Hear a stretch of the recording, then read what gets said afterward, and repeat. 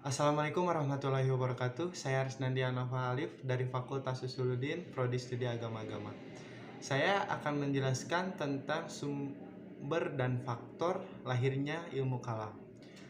Sebagai upaya untuk melacak dan memahami perkembangan pemikiran di kalangan umat Islam yang merupakan awal dan tonggak kemunculan beberapa disiplin ilmu keislaman, termasuk ilmu kalam di dalamnya.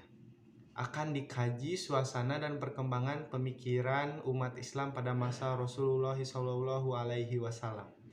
Pada masa itu, ilmu kalam belum dikenal dan baru dikenal pada masa-masa berikutnya, termasuk ilmu-ilmu keislaman lainnya. Terutama setelah orang banyak membicarakan kepercayaan terhadap alam gaib dan juga setelah melakukan kontak dengan dunia luar, terutama dengan dunia filsafat.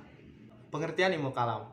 Ilmu kalam sebagaimana dikemukakan oleh Rashid Lido adalah ilmu yang membicarakan bagaimana menetapkan kepercayaan-kepercayaan keagamaan dengan bukti-bukti yang yakin.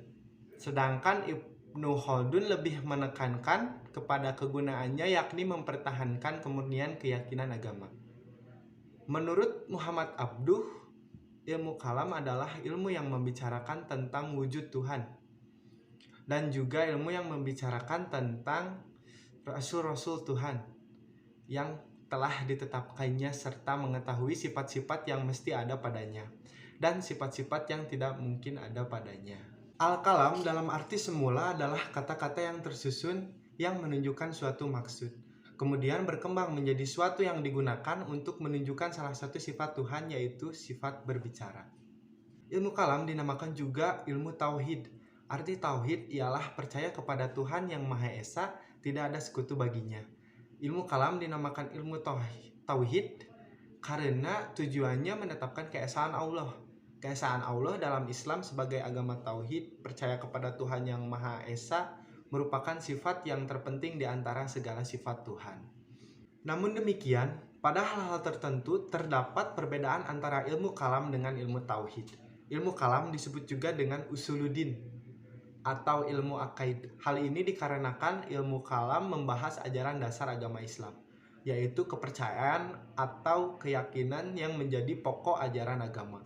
Ajaran dasar ini disebut juga akaid, jamak dari akidah. Teologi Islam dalam bentuk ilmu kalam pembahasannya lebih bersifat filosofis. Corak berpikir yang demikian itu mengakibatkan timbulnya aliran-aliran teologi Islam yang mempunyai paham yang berbeda dan bertentangan satu sama lain. Aliran ilmu kalam ini muncul setelah pergolakan politik antar kelompok Ali bin Abi Thalib dan Muawiyah bin Abi Sufyan. Setelah peristiwa Al-Tahkim atau disebut juga arbitrage, kelompok yang kecewa hasil arbitrage memisahkan diri dari orang didukungnya dan yang dimusuhinya menjadi kelompok tersendiri dan menamakan dirinya sebagai kelompok Khawarij. Merekalah kelompok teologi pertama dan tertua dalam Islam dan diikuti oleh Murji'ah, Mu'tazilah, Asy'ariyah, Maturidiyah, dan Syiah. Mereka semua membahas masalah pokok yang berkaitan dengan Tuhan. Akan tetapi, kelompok yang muncul akibat persoalan politik ini meluas menjadi persoalan akidah dan agama.